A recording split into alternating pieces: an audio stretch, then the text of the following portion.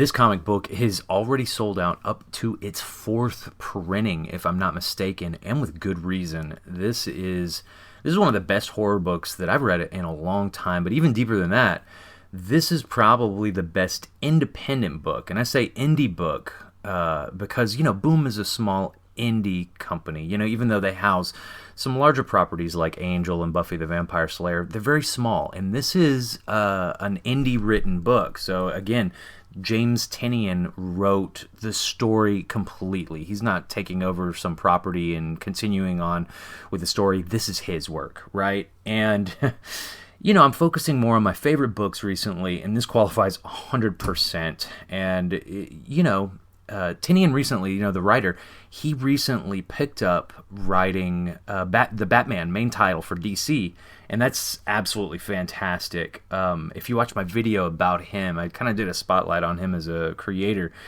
talking about, his media presence and what kind of guy he seems to be. And, please watch that because, again, that really matters, when it comes down to following creators. At least for me, it does. And so, big fan of this guy just in general, but his writing really hits home in a really pleasant way. So, of course, like I said, James Tynion is the writer. Art by Werther Del Adero. Adera.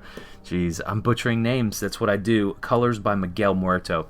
So again, please forgive my mispronounced names, but the whole beginning of this book, it gave me a very nostalgic feeling. Growing up, hanging out, playing video games, sleepovers with friends, telling ghost stories. Flashlight in the face kind of thing, and being a kid, I feel like that was James's intent here. The writer's intent to give you that nostalgic feeling. At least I got it, and I can almost imagine that it would be. So they start out with a game of truth or dare, and right off the bat, this may be a cliche, right? But cliches are actually good for horror stories, and a lot of times if you think of horror, what comes to mind is, sitting around a campfire, telling ghost stories, or just like I kind of mentioned, flashlight in the face. The point being here, comedy and horror, they break a lot of the so-called rules, quote-unquote, of stories a lot of times and storytelling. And yes, it always works well, and I've kind of mentioned in some of my writing videos in the past that horror breaks a lot of rules and uses a lot of cliches that work very well. So this is a really good start. And so I really like it when a writer will name their character after themselves in an original creator or own story. It really gives depth of emotion at times because there's that connection. I've done the same with a couple of my short stories. Naming the main character after myself, I felt like I connected with that character, with what they were doing, and I really kind of was able to put myself into the story. Again, I don't suggest that for classic characters that are being handed down, like if you were going to write like The Flash or the Joker or whatever. You want to stay true to those characterizations, but if you're creating your own stories like this, I actually recommend giving it a shot. If you're a writer, throw that name out there for your main protagonist and see what happens. You'll be surprised that it gives you some emotional depth to your storytelling. At least that's what I've found. So this is a lot of fun. A strange and somewhat disheveled story that I absolutely love is The Amory Wars. I don't know if you know that comic book, but it's still ongoing, and this fascinated me when I found out about it. Claudio Sanchez, he's the writer of it, but he's also the lead singer of the progressive rock band Coheed and Cambria. And the fascinating thing about the songs that he writes, every single one of his lyrics are about the storyline from that comic book, The Amory Wars. And look, he does that same exact thing that James did in this story. He names the main character, the protagonist, after himself. And that's cool. I can tell that there's an emotional depth in his story, and I can see it in this one as well. So it's pretty cool.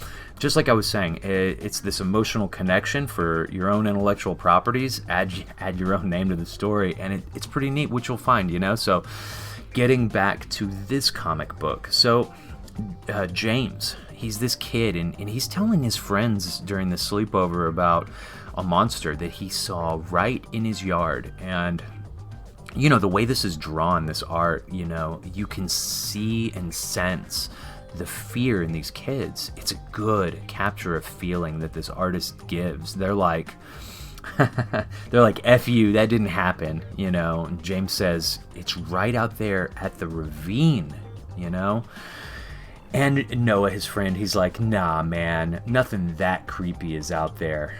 And there at the very end of that scene, James says, oh yeah? Truth or dare? So you can only imagine what happens from that point. And you get this idea that they're gonna sneak out and go down to that ravine and try to find the monster, right? And look, I want to say this as well. I talk a lot about writing, and this is an awesome way to structure stories. You get a time jump here in this issue. And it takes the reader a quick second to kind of find out what's happening, to get a handle on things and what's going on.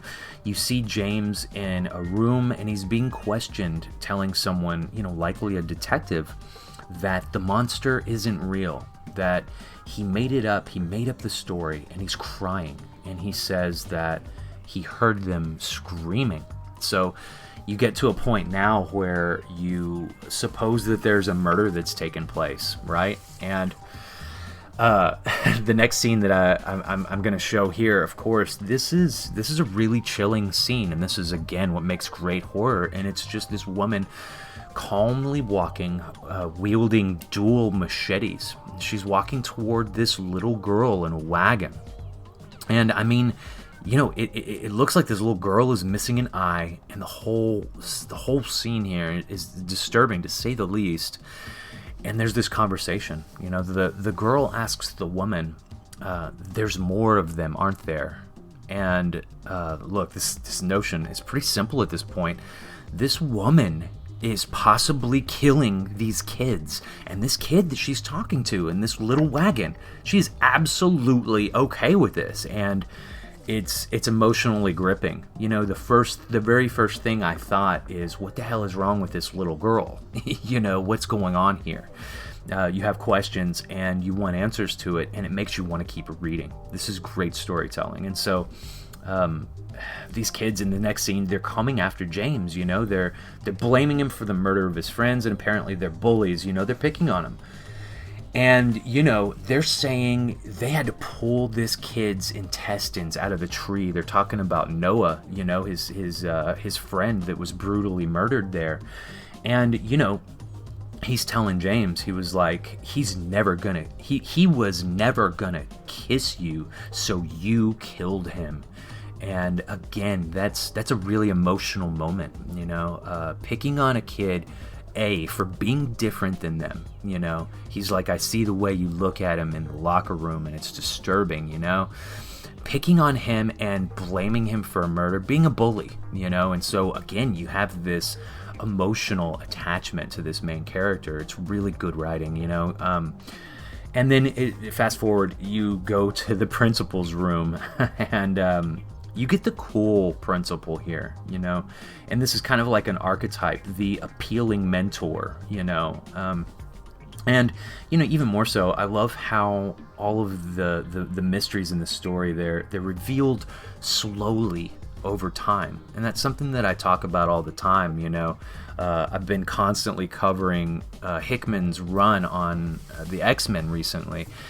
And there's tons of questions happening, and things are revealed very slowly. That's so important for good storytelling, in my opinion. It's what really separates fantastic writing from good writing, and this is fantastic. So you find out during this conversation with the principal that 9 kids have been killed by this person, and the sheriff is saying that he thinks that it's a rabid bear, And the principal's clearly upset. He's cussing.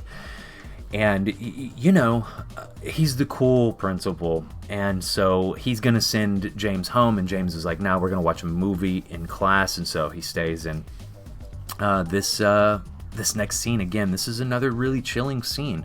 just like all of them with this woman from this point onward. For some reason, it's not showing her whole face through any of this, and it's this woman that had blood all over her in that last scene that she was in.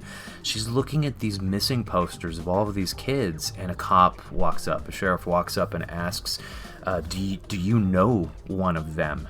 And she responds, "You could say that."